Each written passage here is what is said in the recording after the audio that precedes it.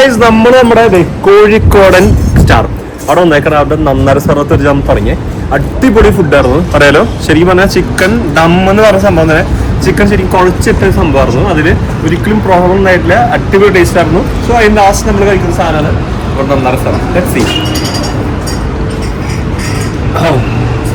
Super സംഭവം കേട്ടോ. കോഴിക്കോടൻ star മുസഫയിൽ ഏതാണ് ഒത്തന്റിക് ആയിട്ടുള്ള മലബാർ റെസ്റ്റോറന്റ് ചോദിച്ചാൽ നമ്മൾ ഒറ്റയടിക്ക് പറയാം that is Kozhikodan star. Super restaurant ആണ്, നിങ്ങൾ എന്തായാലും ട്രൈ ചെയ്യണം. ഞങ്ങൾ വന്ന വഴി തന്നെ ഇവർ നമുക്ക് പായസമൊക്കെ തന്നെ വെൽക്കം ചെയ്തു.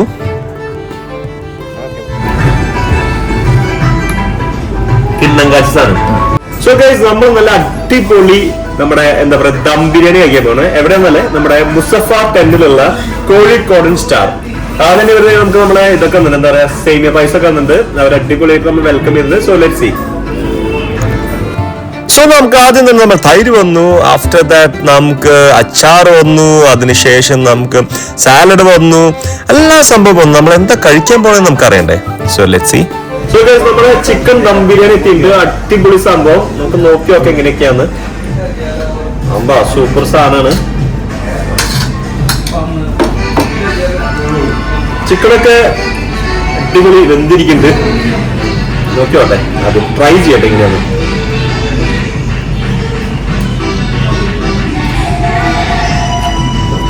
പൊളി സംഭവം. നമ്മൾ അടുത്ത സംഭവം എത്തി, നമ്മുടെ ചട്ടിച്ചോറാണ്. കണ്ടോ, ചട്ടിച്ചോറ് ചട്ടിയിലാണ് കറക്റ്റ് കണ്ടത്. നമ്മുടെ മീനുണ്ട്, അതുപോലെ സ്ക്വിഡ് ഉണ്ട്, അതുപോലെ കോൺസ് ഉണ്ട്, പിന്നെ അതുപോലെ ലൈക്ക് ചിക്കൻ പീസസും എല്ലാ സംഭവങ്ങളായിട്ട് അടിപൊളി സംഭവം. ഇത് മെയിൻ ആയിട്ട് അട്രാക്ഷൻ എന്ന് പറഞ്ഞ ഒരു സീ ഫുഡ് സ്പെഷ്യലാണ്. അതുകൊണ്ടാണ് നമ്മൾ ഇത്രയധികം എന്താ പറയാ ലൈക്ക് മീനും കാര്യങ്ങളൊക്കെ ഉണ്ട്. നമുക്കൊക്കെ നോക്കാം എങ്ങനെയാണ് ഈ സംഭവം.